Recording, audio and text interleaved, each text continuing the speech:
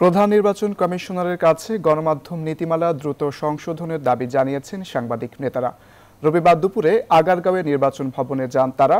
সাক্ষাৎ করেন CEC AMM Nasir উদ্দিনের সঙ্গে। উপস্থিত ছিলেন বিজেসি চেয়ারম্যান রেজানুল হক, সদস্য সচিব ইলিয়াস হোসেন, আরএফইডি সভাপতি কাজী জেবেল, সাধারণ সম্পাদক গোলাম রব্বানী এবং বিবিসি মিডিয়া অ্যাকশনের প্রতিনিধিরা।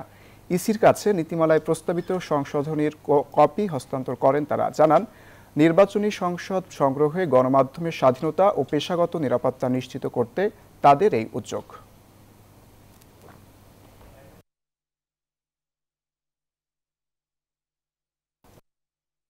এক্সট্রিম মশার কয়েল প্ল্যান্ট ফাইবার দিয়ে তৈরি, তাই সহজে ভাঙে না, সুগন্ধিযুক্ত ও নিরবিচ্ছিন্নভাবে জ্বলে। ডেঙ্গু, চিকুনগুনিয়া বাহি সহ যে কোনো মশার বিরুদ্ধে দেয় এক্সট্রিম সুরক্ষা।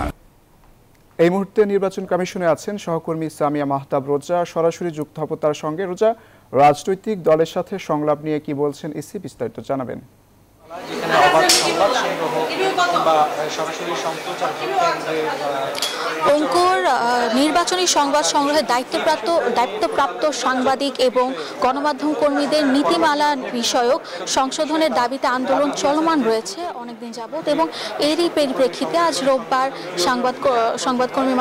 গণমাধ্যম কর্মীদের সাথে সিএসি প্রধান নির্বাচন কমিশনার এএমএম নাসির উদ্দিনের সঙ্গে বৈঠক হয়েছে, এবং বৈঠক শেষে সাংবাদিকরা আশানুরূপ কথা বলেছেন যে তারা জানাচ্ছে যে নির্বাচন কমিশন যথেষ্ট আন্তরিক, তাদের দাবিগুলো শুনেছে এবং আন্তরিকতার সাথে তারা আশা প্রকাশ করেছে যে তারা সকল ধরনের দাবি তারা মানতে পারবে এবং তারা এই বিষয়ে আরও আলোচনা করে বিস্তারিত আমাদেরকে জানাবেন।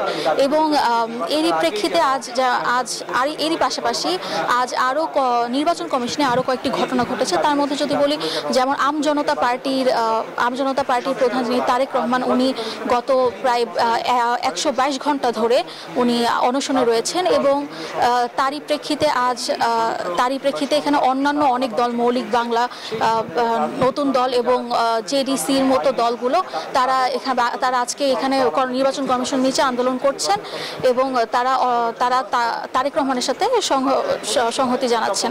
এবং